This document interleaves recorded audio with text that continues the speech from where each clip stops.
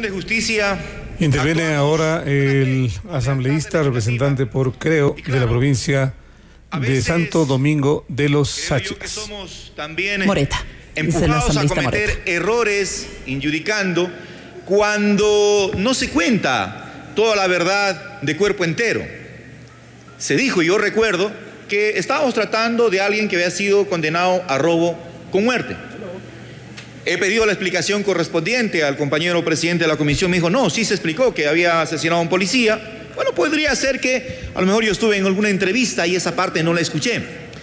Pero cuando entramos a revisar documentos y no se agregan las copias de la sentencia, por ejemplo, y ya revisando a profundidad, vamos chequeando de que está condenado por un asalto y robo cometido dentro de una unidad de transportes flota Imbabura y en la que única y exclusivamente agreden y asesinan a un oficial de policía con 8 puñaladas de la manera más brutal, salvaje, inhumana. Y entonces, ahí sí hay que acordarse de lo que dice el numeral 9 del artículo 83 al hablar de las responsabilidades de los ciudadanos cuando dice: practicar la justicia y la solidaridad en el ejercicio de sus derechos y en el disfrute de bienes y servicios. Y como abogado, recordar el mandamiento cuarto del decálogo del abogado de Eduardo Couture que decía: lucha, tu deber es luchar por el derecho, pero el día que encuentres en conflicto el derecho con la justicia, lucha por la justicia. Podría ser que a la luz de los informes médicos se diga que sí, que es legal otorgar este indulto por la vía de rebaja, pero también tenemos que mandar un mensaje a la nación. ¿Qué es lo que está pasando con la fuerza pública, con los policías? Hay muchos policías abatidos por el crimen organizado, y este es un caso de crimen organizado en el que desgraciadamente la Fiscalía no ha hecho un buen trabajo para esclarecer todos los integrantes de esa banda de asaltantes. Apenas se limitan a condenar a 3. Cuando uno empieza ya a hacer un trabajo más minucioso, se pregunta, bueno, ¿y por qué lo matan así? ¿Por qué lo asesinan así al policía? Y para quienes hemos sido abogados litigantes y hemos tenido que enfrentar casos penales, lo obvio es que se enteraron que era policía y actuaron con alevosía, premeditación, asesinándolo como para tratar de dar un escarmiento de que con el AMPA no se pueden meter aun cuando no estén de uniforme.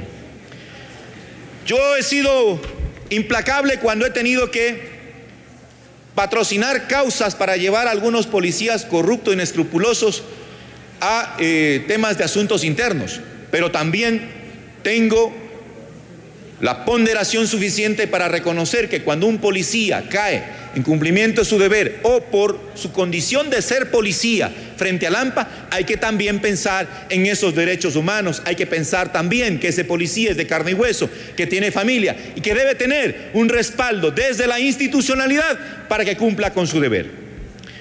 Efectivamente, aquí se ha dicho que este señor no está en fase terminal y que claro, no deberíamos atender la naturaleza y condición y antecedentes y el amplísimo historial delictivo del solicitante. En eso tienen razón, pero déjenme contarles algo. Resulta que la Asamblea Constituyente, en la cual estuvieron la gran mayoría de ustedes, también pues concedió indulto a un señor Villalta en la provincia de Esmeraldas, a este señor tristemente célebre, y yo llegué a conocerlo en una audiencia en un juzgado, y un ex juez me dijo: mira, ahí está el tipo que soltaron. Y claro, ese tipo se estaba ufanando y haciendo de las suyas en Quinindé. Entonces uno dice, a ver, uno actúa, ¿no es cierto?, poniendo su voto de buena fe, creyendo en el tema estrictamente humanitario. Pero el tema humanitario no se puede ver solamente del lado del verdugo, sino también del lado de la víctima.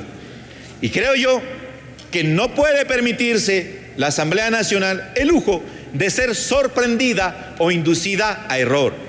Porque podría ser eso, podría ser que alguien que ha demostrado tener una conducta, a propósito, la conducta no es un suceso sino un proceso, una conducta de un truán, va y pide y pretende sorprender, y claro, pues nosotros como somos bien buenas gentes, pobrecito, tenga su libertad, cuando precisamente no hemos tenido, por ejemplo, toda la información en su contexto y además no hemos tenido las medidas de cómo se va a contrarrestar esa peligrosidad que aparentemente denota.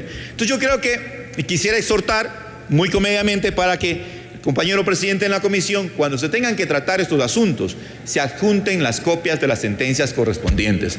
No podemos ver la petición de un indulto solamente desde el lado de las recomendaciones médicas, hay que verlo en su integralidad.